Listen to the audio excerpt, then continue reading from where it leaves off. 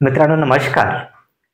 नुकतीच महाराष्ट्र विधानसभेच्या 15व्या निवडणुका पार पडल्या आणि निवडणुकानंतर मुख्यमंत्र्यांनी शपथ घेतली, उपमुख्यमंत्र्यांनी शपथ घेतली आणि त्यांच्या संपूर्ण मंत्रिमंडळातील मंत्र्यांनी सुद्धा शपथ घेतली. आणि आता या सगळ्या शपथांच्या दरम्यान एक गोष्ट महत्वाची आणि चर्चेची ठरली ती म्हणजेच की बाबा मुख्यमंत्री म्हणून सन्माननीय देवेंद्रजी फडणवीस यांनी शपथ घेतली, तर उपमुख्यमंत्री म्हणून दोन व्यक्तींनी शपथ घेतली. त्यातील एक म्हणजे एकनाथ शिंदे आणि दुसरे म्हणजेच अजितदादा पवार. आता मुद्दा हा की एखाद्या व्यक्तीला उपमुख्यमंत्री म्हणून शपथ घेता येऊ शकते का, आणि हा एक चर्चेचा विषय घेऊन आपण आज तुमच्या समोर आलो आहे.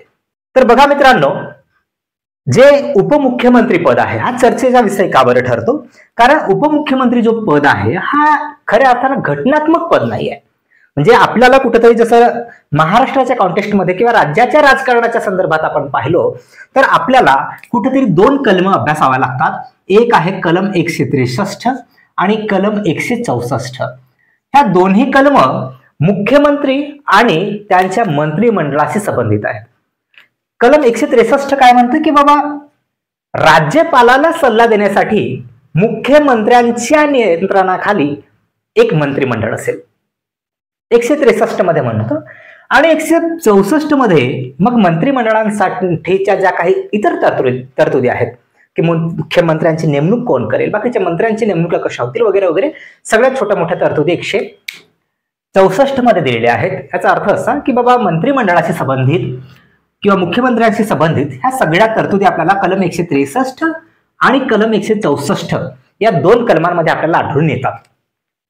मात्र उपमुख्यमंत्र्यांशी संबंधित राज्यघटनेमध्ये कुठेही कलम आढळत नाही, किंवा मुख्यमंत्री हे जे पद आहे उपमुख्यमंत्री हे जे पद आहे हे पदच मुळात घटनात्मक नाही. मग घटनेमध्ये कुठं स्थानच नाही. मग घटनेमध्ये जर एखाद्या पदाचं स्थानच नसेल तर मग अशा वेळी उपमुख्यमंत्री म्हणून शपथ घ्यायची का, किंवा राज्यपालाला अशा व्यक्तीला शपथ देता येईल का, हा खूप खऱ्या अर्थानं वादाचा सुद्धा मुद्दा आहे.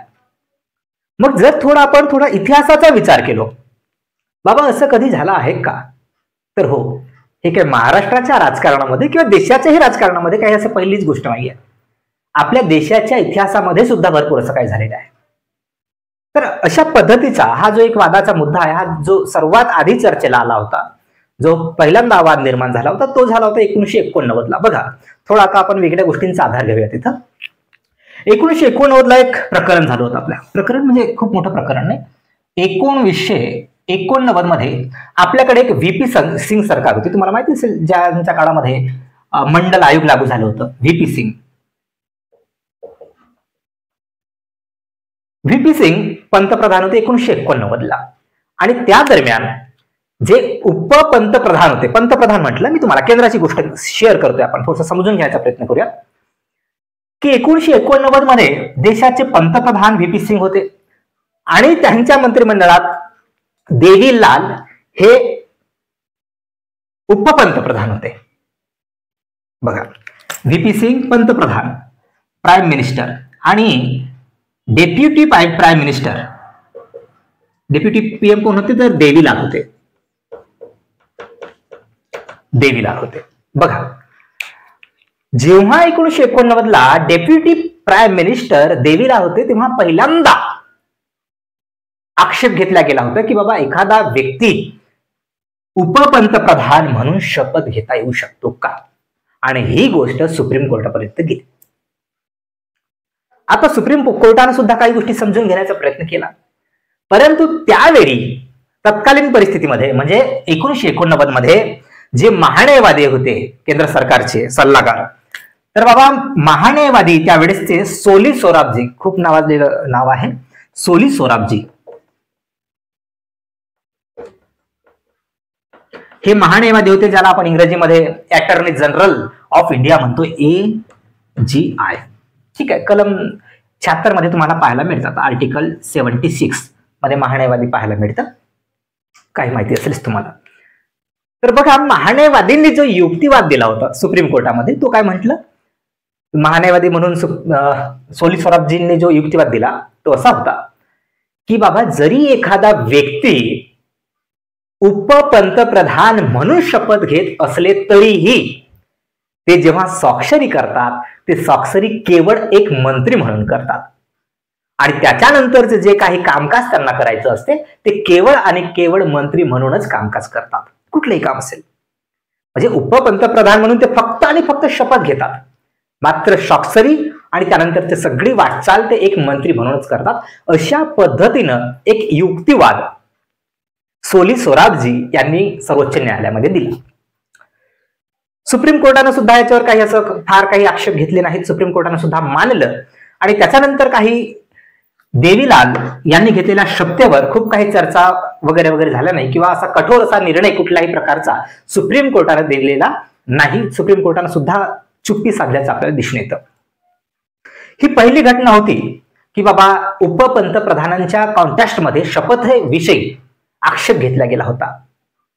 अर्थातच त्याच्या आधी सुद्धा उपपंतप्रधान बरेच झाले होते. भारताच्या इतिहासामध्ये 7 उपपंतप्रधान झालेले आहेत, मात्र यावेळी आक्षेप घेतला गेला होता. मात्र त्याचं काही झालं नाही, त्याच्यामुळे ते कंटिन्यू सुरू राहिलं. मग जेव्हा आता पुन्हा आपण महाराष्ट्राच्या राजकारणाचा जेव्हा विचार करतो तर महाराष्ट्राच्या राजकारणामध्ये पहिल्यांदा जे आक्षेप घेतला गेलं उपमुख्यमंत्री पदाच्या शपथेसाठी ते घेतल्या गेले 1995 ला. बघा 1995 ला 1995. आता यावेळेस काय झालं की मनोहर जोशींचं नाव तुम्ही ऐकलं असेल. सन्माननीय मनोहर जोशी खूप मोठी हस्ती आहे. मनोहर जोशी हे महाराष्ट्राचे मुख्यमंत्री होते. म्हणजे खूप पर्सनॅलिटी, खूप मोठी पर्सनॅलिटी. हे कधी काळी महाराष्ट्राच्या विधानसभेचे अध्यक्ष सुद्धा राहिलेत, सदस्य सुद्धा राहिलेत, विधान परिषदेचे सदस्य राहिलेत, लोकसभेचे सदस्य, राज्यसभेचे सदस्य, असे 4ही सभागृहाचे सदस्य पद त्यांनी भूषवलेले आहेत. एवढंच नाही तर लोकसभेचे अध्यक्ष सुद्धा ते राहिलेले आहेत. एवढी मोठी पर्सनॅलिटी महाराष्ट्रातील. तर हे जेव्हा 1995 ला मुख्यमंत्री होते, सीएम होते त्यावेळी. आता यांच्या मुख्यमंत्री काळात जे उपमुख्यमंत्री होते ते होते आपले लाडके गोपीनाथजी मुंडे साहेब. गोपीनाथ मुंडे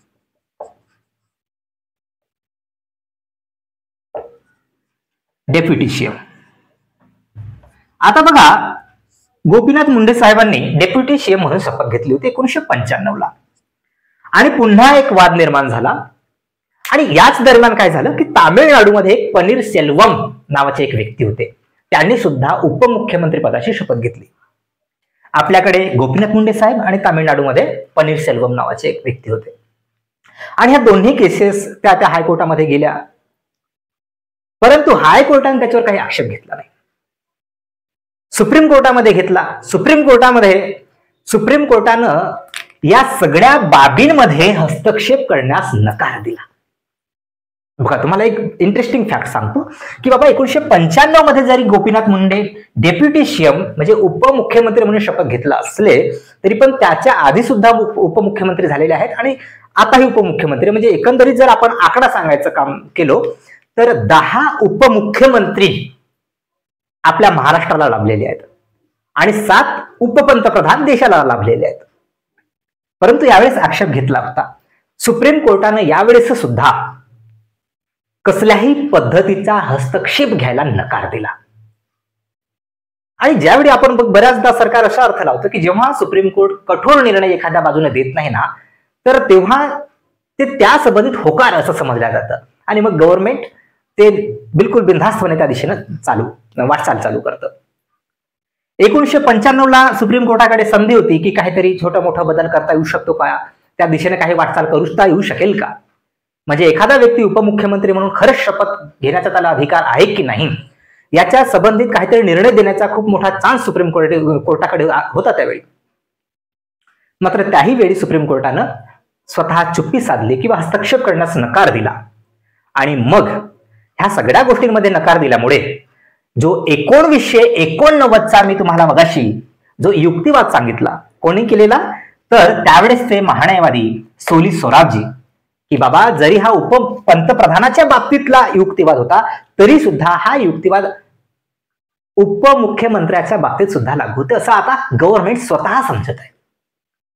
आणि राहिला प्रश्न की बाबा हा उपमुख्यमंत्री पद जर राज्यघटनेमध्येच दिलेलं नसेल तर मग याची निर्मिती कशासाठी?